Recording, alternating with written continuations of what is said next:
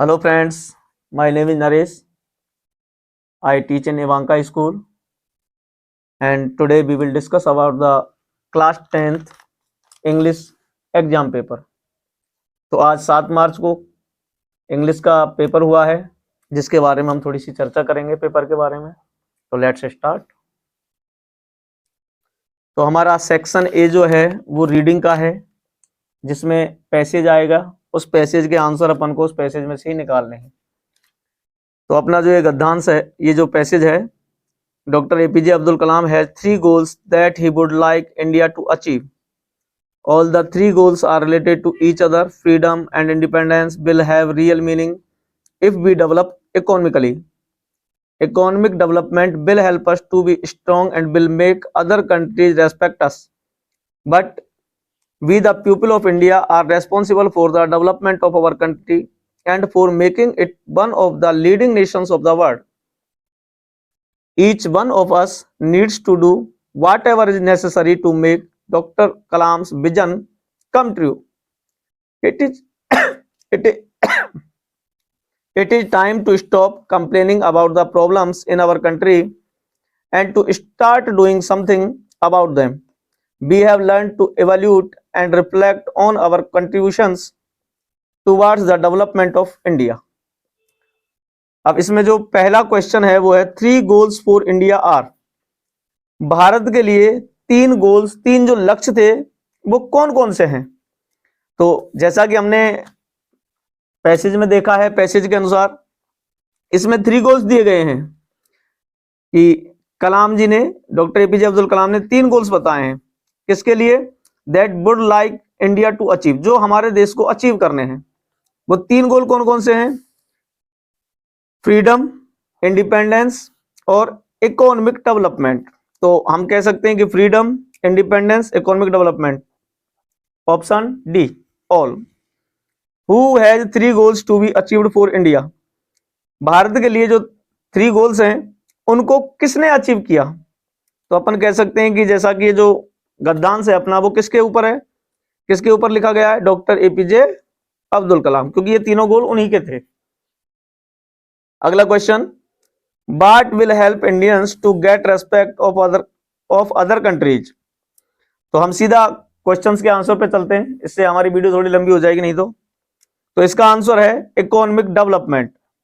Economic development. तो हमें आर्थिक विकास। Who is responsible for the development of India. Bharat के डेवलपमेंट के लिए कौन रेस्पॉन्सिबल है, कौन जिम्मेदार है? तो हम कह सकते हैं कि हम इंडियंस जो हैं वो इसके लिए जिम्मेदार हैं। अगले क्वेश्चन पे चलते हैं। Choose the similar word of the following from the passage. गद्यांश में से हमें सिमिलर वर्ड ढूंढना है, एक समानार्थी ढूंढना है जिसका अर्थ गद्यांश में है। तो power of site, power of site का सिमिलर वर्ड होगा विजन। अगला है चूज द अपोजिट वर्ड। अब हमें हिंडर का अपोजिट ढूंढना है। किसका? हिंडर का। तो हिंडर का होगा कंट्रीब्यूट। क्वेश्चन नंबर 2, ये भी एक गद्यांश है, अपना पैसेज है। तो इस पैसेज की बात करते हैं अपन। सेकंड क्वेश्चन जो है वो भी अपना एक पैसेज है, तो हम डायरेक्ट आंसर्स पे चलते हैं उसके पे। तो इसका पहला क्वेश्चन है, where was the writer walking. Writer कहां घूम रहा था? तो इसका आंसर जो है कि राइटर कहां घूम रहा था? I walked along the street of Delhi. तो यहाँ पे आई जो है किसके लिए है? राइटर के लिए, नरेटर के लिए। Second question, in which fields had the man on the earth got achievement. In which fields, किन क्षेत्रों में या किस क्षेत्र में had the man on the earth got achievements, कि जो पृथ्वी के जो मनुष्य हैं उन्होंने अचीवमेंट्स प्राप्त किए हैं, उपलब्धियां प्राप्त की हैं। तो इसका जो आंसर है कि here was a land where man had achieved greatness on every plane, जैसे कि astronomy, algebra, architecture, even poetry, music and art. Question number 3 पे चलते हैं। Where did the writer meet Sovan Lal. तो राइटर जो है वो सोवन लाल से कहां मिला? इसका आंसर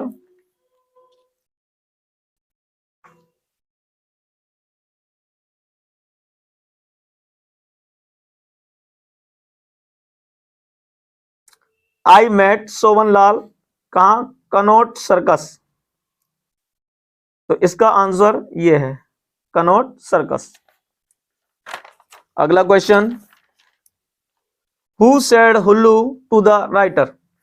किसने राइटर से हेलो, इसे हम पढ़ेंगे who said hello to the writer. Writer से हेलो किसने कहा? तो यहां देखते हैं हेलो सोवनलाल सेड, किसने? सोवनलाल ने।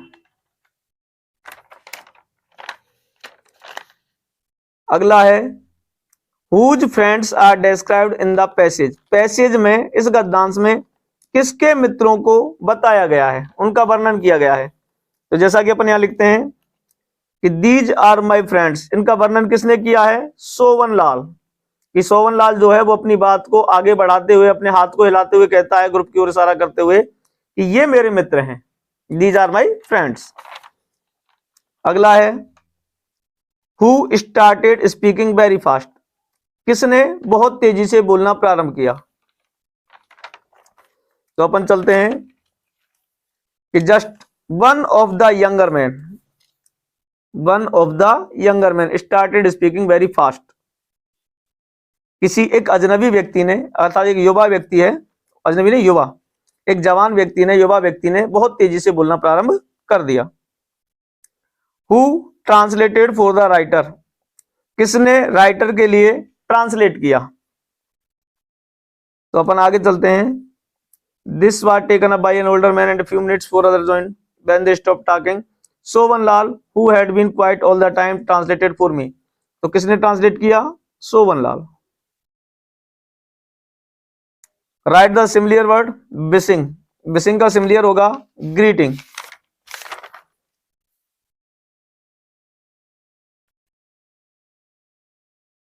Greeting.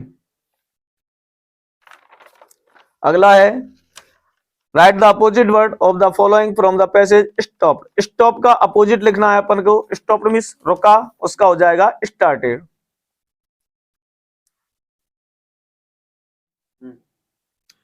Next start section B, और हमारा जो सेक्शन बी है वो राइटिंग का है। इसमें क्वेश्चन नंबर 3 पे दिया गया है, इमेजिन यू आर सुषमा या Param living in Amritsar, your sister has secured 95% in board examination, write a letter of congratulations to her on this occasion. कि आपका नाम सुषमा या परम है, आप अमृतसर में रहते हो और आपकी जो सिस्टर है उन्होंने 95% बोर्ड एग्जाम में प्राप्त किए हैं, तो अपन को उन्हें बधाई देते हुए इस अवसर पर एक पत्र लिखना है। तो जैसा कि अपन जानते हैं कि इनफॉर्मल लेटर्स जो हैं उनको लिखने का एक अपना अलग शेड्यूल होता है, अलग तरीका होता है। तो इनफॉर्मल लेटर्स जब हम लिखते हैं तो उसमें सबसे पहले हम एड्रेस लिखते हैं, सबसे पहले एड्रेस, उसके बाद हम लिखते हैं डेट, और डेट लिखने के बाद फिर उसमें शुरुआत की जाती है माय डियर। माय डियर के बाद अपन जिसमें दिया गया है सिस्टर, माय डियर सिस्टर। उसके बाद अपन को पत्र की शुरुआत करनी है, लेटर की। अब लेटर की जो शुरुआत है वो अपन शुरुआत करेंगे कि I am hale and hearty here and I hope you will be hale and hearty there. उसके अलावा फिर अपन जब अपन लिख रहे हैं इसमें कि कॉन्ग्रेचुलेशंस, उसे बधाई देते हुए पत्र लिखना है, तो अपन अपनी जो सिस्टर है उन्हें बताएंगे कि आपने बहुत अच्छा मेहनत की, बहुत अच्छी मेहनत की और आपको उसका फल मिला। You worked very hard and got the fruit and I congratulate you on your grand success, you got 95% marks in board exam. तो इस तरीके से अपन उसमें कुछ 2 या 3 पंक्तियां लिखेंगे। उसके बाद लास्ट में अपन इसका समापन करते हैं।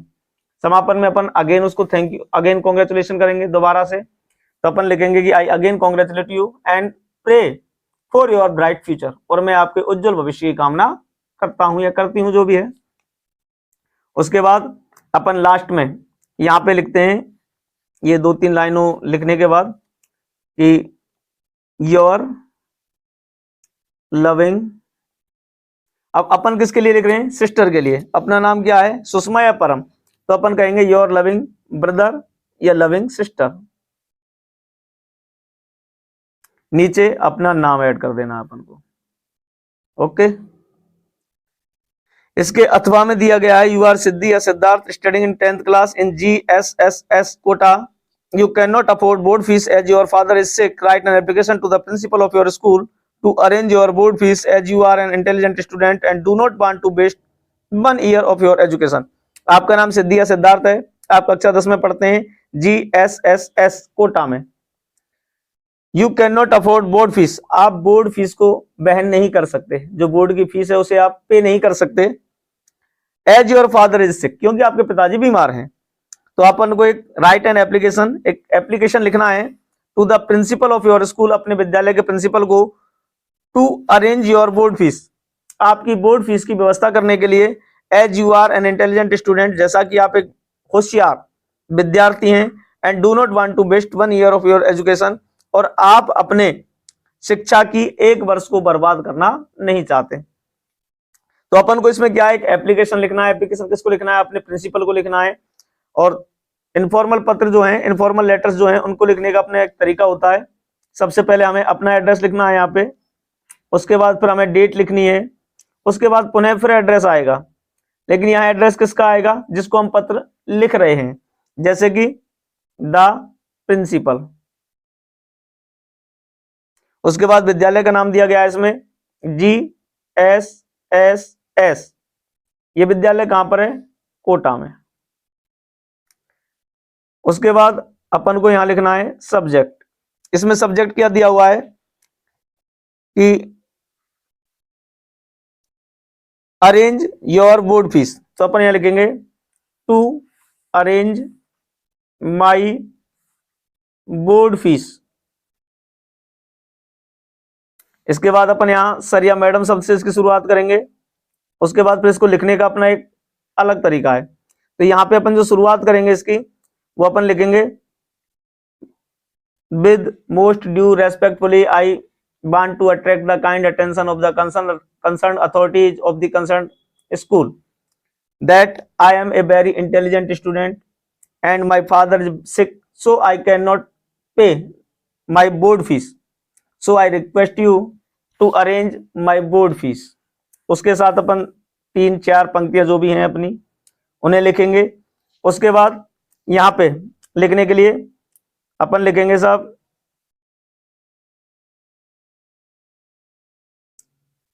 You are the only one hope of me, आप मेरी एकमात्र आशा हैं, आप ही से मैं उम्मीद कर सकता हूं। यहाँ पे thanking you,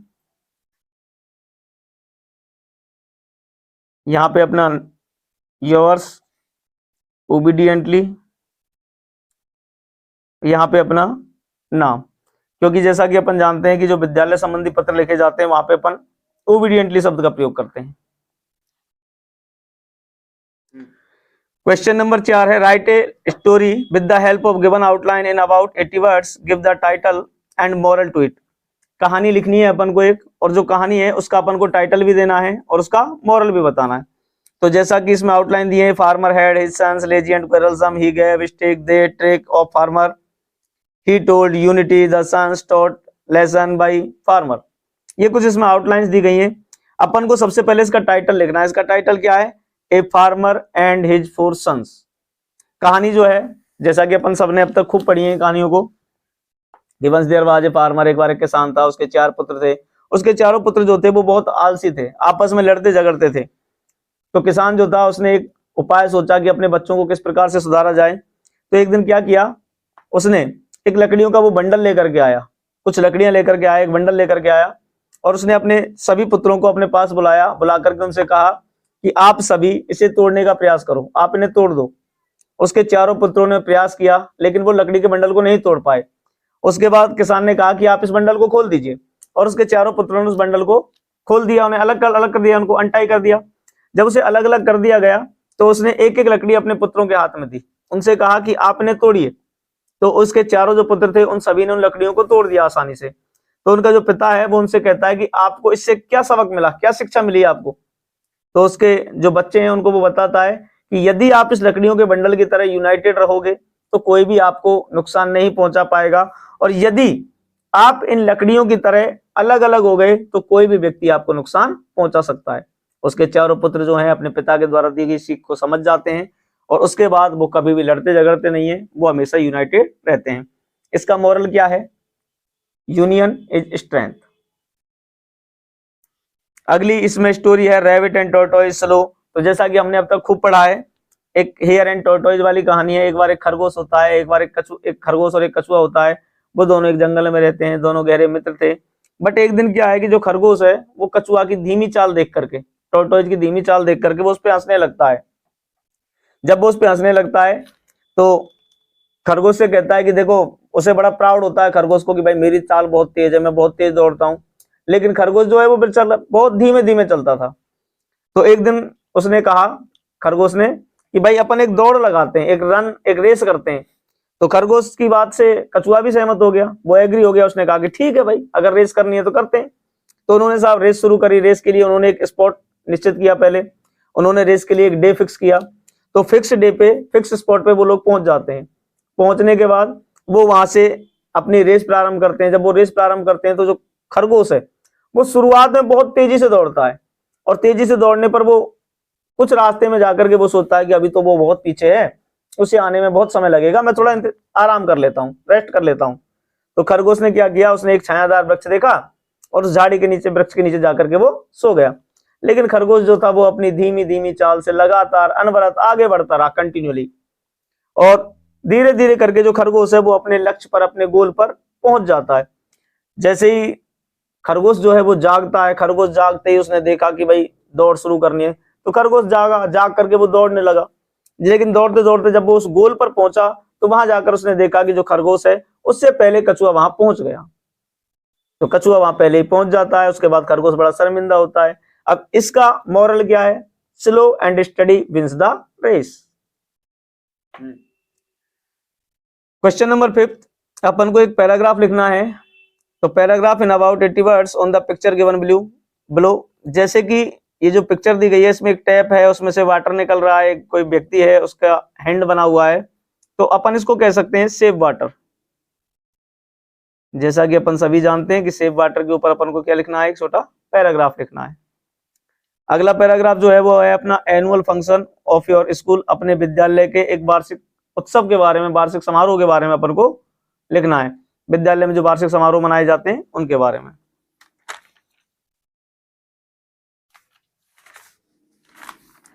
next question number 6, fill in the blanks with appropriate form of the verb given in the brackets. तो अपन को क्या भरना है? फॉर्म ऑफ द वर्ब, जिसको अपनी भाषा में कहते हैं अपन correct form of the verb. The train, खाली जगह, the station before I reached there. तो जैसा कि हम जानते हैं कि बिफोर से यदि किसी सेंटेंस को जोड़ा गया है और उसके एक तरफ वर्ब की सेकंड फॉर्म जैसा कि रीच्ड, तो ये जो है वो हो जाएगा हमारा पास्ट परफेक्ट। तो पास्ट परफेक्ट में एक तरफ बिफोर से अगर कोई जुड़ा हुआ है तो उसके पहले वाले रिक्त स्थान में हेड प्लस बी थर्ड, तो हेड रीच का हो जाएगा रीच्ड। तो पहले रिक्त स्थान में हेड रीच्ड। सेकंड में अपन एडवर्ब देखेंगे ऑलवेज। ऑलवेज के अनुसार अपन इसमें वर्शिप को, माय मदर सिंगुलर तो वर्शिप्स। थर्ड में ही, खाली जगह, arrive at A destiny, why now, why plus time future perfect. तो अपन इसमें भरेंगे शैल या विल, तो विल, हैव, उसके साथ थर्ड फॉर्म अराइव्ड। फोर्थ में है आई blank learn English since last year.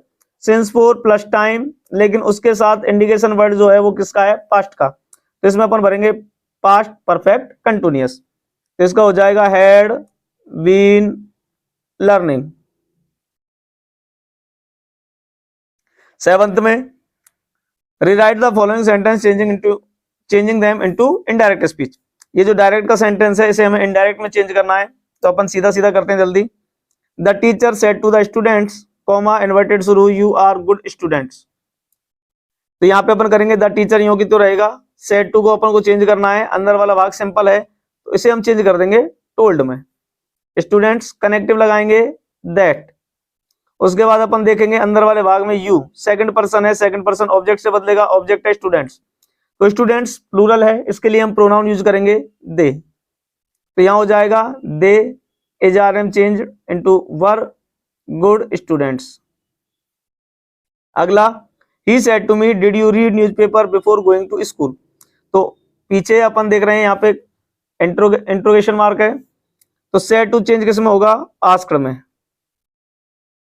तो ही आस्क्ड मी, यहाँ पे कनेक्टिव लगाएंगे, अंदर वाला भाग जो है वो हेल्पिंग वर्ब से प्रारंभ हो रहा है, इसलिए अपन यहाँ लगाएंगे इफ। तो ही आस्क्ड मी इफ, ये जो सेंटेंस है इसे चेंज करना है सिंपल में। तो सिंपल में चेंज करेंगे, पहले क्या उठाएंगे, सब्जेक्ट। तो you second person, object me से बदलेंगे, तो यहाँ पे सब्जेक्टिव केस आएगा I. Did it change into had, यहाँ पे थर्ड फॉर्म करनी है वर्ब की, रीड की third form read. Newspaper before going to school. 8th में है fill in the blanks with a verb in agreement with its subject. जैसी verb है उस वर्ब को अपन को सब्जेक्ट के अनुसार यूज करना, इसको बोलते हैं अपन सब्जेक्ट वर्ब एग्रीमेंट या subject verb concord. Harry with his friends, तो जैसे अपन जानते हैं कि अगर कोई भी सेंटेंस विद, अलोंग विद, अगर ऐसे शब्दों से जुड़ा हुआ है तो अपन को जो वर्ब है वो वर्ब हमें किसके अनुसार लगानी है, फर्स्ट सब्जेक्ट के अनुसार। जो हैरी है उसके अनुसार आएगा इसमें गोज, तो पहले में goes. Among all the students, सभी विद्यार्थियों के बीच से, ही खाली जगह डिफरेंट इन हिज ओपिनियन, उसकी ओपिनियन अलग थी। इतने सारे विद्यार्थी थे क्लास में, लेकिन सब में किसी एक बच्चे की अलग आवाज है, अलग प्रकार की ओपिनियन है, अलग प्रकार की राय है उसकी, तो उसके लिए यूज किया गया है। तो अमॉन्ग ऑल द स्टूडेंट्स, इससे हमें कोई मतलब नहीं है, अपन ही के अनुसार लगाएंगे, he was different in his opinions. उसके बाद अपन को change the following sentence into passive, अगले सेंटेंस को पैसिव में चेंज करना है। यहाँ पे अपन देखेंगे कि जो एक्टिव का सेंटेंस है वो हेल्प उससे वर्ब से प्रारंभ हो रहा है, तो ये इंपरेटिव है, डू इट। इसे हम जब चेंज करेंगे तो इसे चेंज करेंगे लेट से, लेट इट बी डन। अगला है my mother gave me A beautiful gift. यहाँ पे दो ऑब्जेक्ट हैं, एक दो, एक डायरेक्ट ऑब्जेक्ट है, एक इनडायरेक्ट ऑब्जेक्ट है। पीछे वाला डायरेक्ट है, ये इनडायरेक्ट ऑब्जेक्ट। तो अपन कोई सा भी ऑब्जेक्ट ले सकते हैं पहले, तो जैसे अपन मी से बनाए तो मी का सब्जेक्ट क्या हो जाएगा, आई। यहाँ पे सेकंड फॉर्म दी गई है वॉज, यहाँ पे थर्ड फॉर्म कर देंगे इसकी गिवन। अब ये ऑब्जेक्ट से उतारेंगे, ए ब्यूटीफुल गिफ्ट,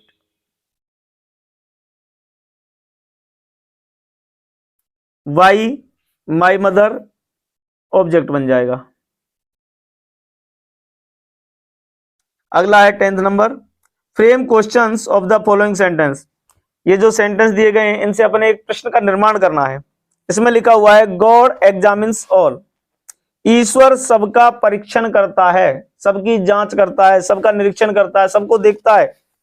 तो अपन कह सकते हैं कि कौन सबको देखता है, तो अपन इसको शुरू करेंगे, हु डज एग्जामिन ऑल, कौन सबको एग्जामिन करता है, गॉड करता है। तो यदि हमें इसमें यस या नो प्रारंभ होता है, यस या नो से अपना आंसर प्रारंभ होता है, तो अपन इसको किससे बनाते हैं, हेल्पिंग वर्ब से। ठीक है, add questions tag, add questions question tag, अपन को क्वेश्चन टैग बनाना है to the statement given below. यहाँ पे है students don't waste their time, पहले अपन इसमें से क्या निकालेंगे, helping verb do, students plural है, दे, पीछे क्वेश्चन मार्क। नेक्स्ट चलते हैं 11th। यहाँ पे एक पैसेज दिया गया है जो अपने बुक है उस बुक में से ही है ये, और एक बल्ली वाला चैप्टर है कि मैडम राइड्स द बस, उस चैप्टर से ये गद्यांश लिया गया है। तो अपन सीधा सीधा देखते हैं इसको। After saving money the next problem was, धन बचाने के बाद अगली समस्या थी। समस्या किसके सामने थी, बल्ली के सामने। अब तो अगली समस्या थी उसकी कि पैसा तो बचा लिया, लेकिन अब बस में जाए कैसे, to slip out of house, घर से बाहर निकल के बस में जाना है उसको, तो इसका होगा to slip out of house. अगला है Balli stood looking from, Balli stood, Balli खड़ी रहती थी, लुकिंग फ्रॉम, और वहां से देखती रहती, कहां से देखती रहती थी, doorway. Balli used the hours of mother's nap, nap का अर्थ होता है दोपहर के समय ली जाने वाली हल्की सी झपकी। तो बल्ली यूज्ड द आवर्स, बल्ली उन घंटों का उपयोग करती थी, ऑफ मदर्स नैप, जब उसकी माँ दोपहर के समय सोती थी, उन घंटों का कहाँ उपयोग करती थी? In exertion. Where did the bus roll on? Fourth number है, where did the bus roll on? Bus जो थी वो कहां से मुड़ती है? The bus rolled on now cutting across a bare landscape. अगला है, what was gobbled up by the bus? Bus के द्वारा किसे निगल लिया गया? गोवर्ड अप बाय द बस। तो जैसा कि छोटे बच्चे हैं या फिर हमें, अपन देखते हैं कि जब बस में सफर करते हैं तो बस जब आगे बढ़ती है तो अपन को लगता है कि जो और चीजें हैं और ऑब्जेक्टिव्स जो हैं वो उसके अंदर जा रहे हैं, बट बस अपनी जगह पे होती है, वो चीजें अलग होती हैं। तो छोटी बच्ची है, वो सोचती है कुछ, तो अपन देख सकेंगे इसमें कि now rushing through a tiny hamlet past note कि sometimes the bus seemed on the point of gobbling up another vehicles that was coming towards them और पेडिस्ट्रियन क्रॉसिंग द रोड। कि जो पेडिस्ट्रियन थे, जो रोड पार कर रहे थे, या जो अन्य व्हीकल थे जो आ रहे थे दूसरी ओर से, तो ऐसा लग रहा था कि बस इन्हें निगल रही है। अगला है, हाउ मच डिड बल्ली सेव फाइनली फॉर बस राइड? बस की राइड के लिए अंततः बल्ली ने कितना बचाया? तो उसने कितने रुपए बचाए थे बल्ली ने? तो she had saved A total of 60 पैसे। उसने अंतिम रूप से 60 पैसे बचा लिए थे, किसके लिए? बस में जाने के लिए। जैसा कि हमें पता है कि उसका 30 पैसे फेयर एक तरफ से, दूसरी तरफ से वापस आने का 30 फेयर। ओके, नेक्स्ट है अपना, ये भी एक पैसेज है। The pilot could not see where he was because he had no, कि जो पायलट था वो बाहर नहीं देख सकता था। वेयर ही वाज, कि वह कहां था, वह नहीं देख सका कि वह कहां था। बिकॉज, क्योंकि ही हैड नो, उसके पास नहीं था। क्या नहीं था? Radio, clouds, compass. तो क्लाउड्स तो थे बाहर, बस उसके पास क्या नहीं था? उसका रेडियो था, उसका कंपास था, वो खराब हो गए। तो अपन कह सकते हैं both A and C. Answer number D. Where did the pilot lose himself? Pilot ने अपने आप को कहां खो दिया? तो कहां खो दिया? स्टॉर्म में। What was scene by the pilot? Pilot के द्वारा क्या देखा गया? एक एरोप्लेन देखा गया, another black aeroplane, another aeroplane. What did another person से? दूसरे व्यक्ति ने उसे क्या कहा? तो अपन कह सकते हैं कि दूसरे व्यक्ति ने उसे क्या कहा? उसे हाथ हिला करके उसे इशारा किया और वो उसने समझा कि भाई मेरी ओर आ जाओ। तो he lifted one hand and waved follow me. He was saying follow me, जैसे कि वो उसे कह रहा हो कि आप मेरा पीछा करो, मेरे पीछे पीछे आइए। What was the name of the aeroplane of the pilot? Pilot का जो एरोप्लेन था उसका नाम क्या था? उसका नाम था डकोटा DS-088। विमान का नाम था डकोटा।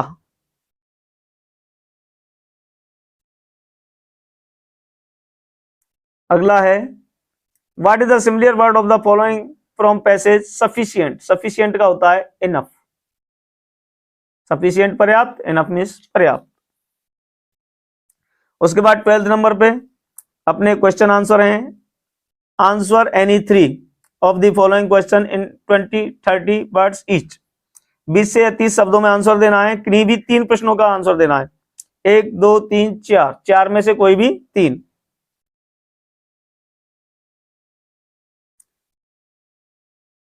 क्वेश्चन नंबर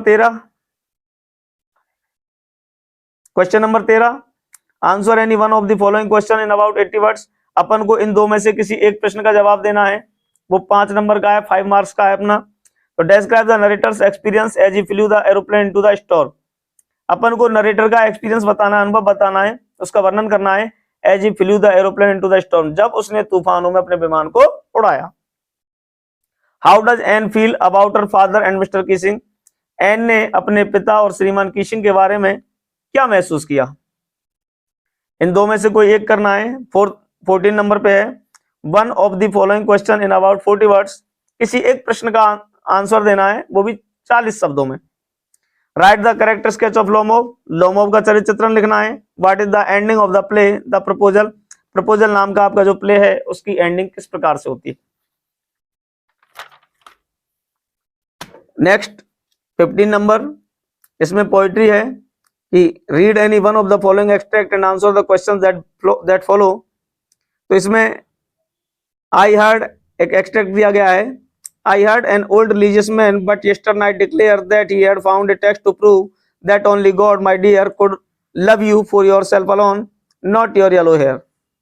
तो who found a text in the extract, उस एक्सट्रैक्ट में उस चीज को किसने, उस टेक्स्ट को किसने पाया, किसने खोजा? तो अपन कह सकते हैं N old religious man. Who can love you for yourself, कौन है जो केवल आपको प्रेम करता है? तो अपन कह सकते हैं ओनली गॉड। तो only God love you for yourself. अगला है अमांडा वाला। Don't eat that chocolate Amanda, remember your acne Amanda, will you please look at me when I am speaking to you Amanda. Why is Amanda refuse to eat chocolate, Amanda chocolate खाने से मना क्यों कर देती है? जैसा कि अपन इसके अनुसार कह सकते हैं कि उसे चॉकलेट खाने के लिए मना किया गया है क्योंकि उसे क्या हो रहे हैं, एक्ने। एक्ने का मुहासे, कील मुहासे। तो why is Amanda refuse to eat chocolate? Amanda is refuse to eat chocolate because she has acne on her face. What is told to look at the extract, इस एक्सट्रैक्ट में, इस पद्यांश में क्या देखने के लिए कहा गया है? तो अमांडा से कहा गया है कि will you please look at me, क्या आप मेरी ओर देखेंगी?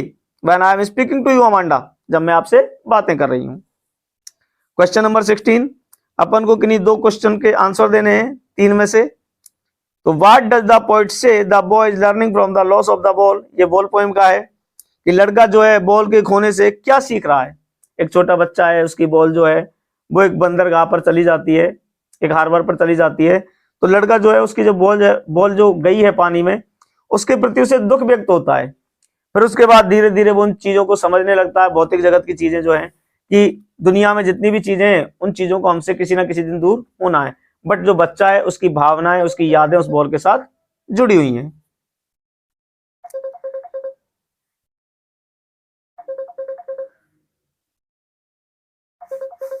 How do you identify N Asian lion, आप एक एशियन लोइन को कैसे आइडेंटिफाई कर सकते हैं?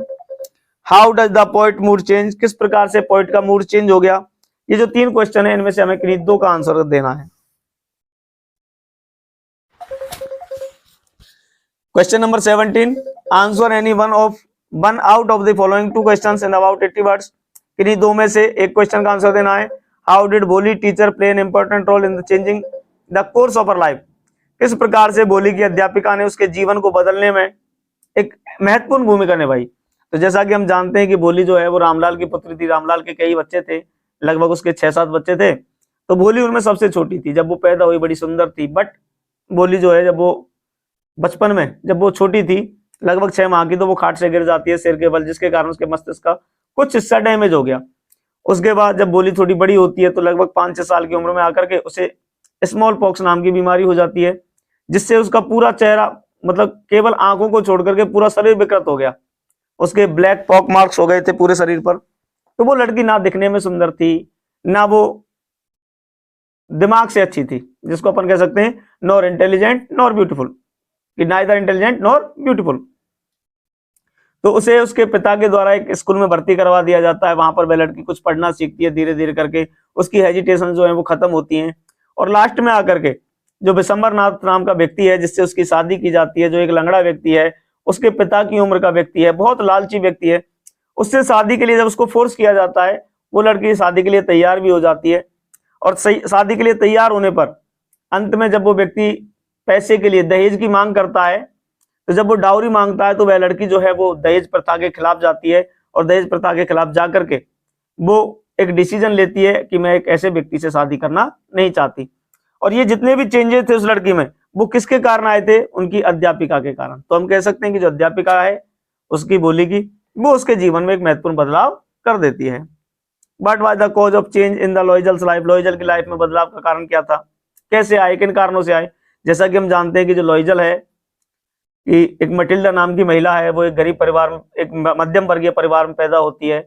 तो वो अपने कुछ सपने लेकर के पैदा होती है, उसकी कुछ उच्च आकांक्षाएं होती हैं, एम्बिशंस होते हैं, जिन्हें वो अपने पिता के घर पूरा नहीं कर पाती।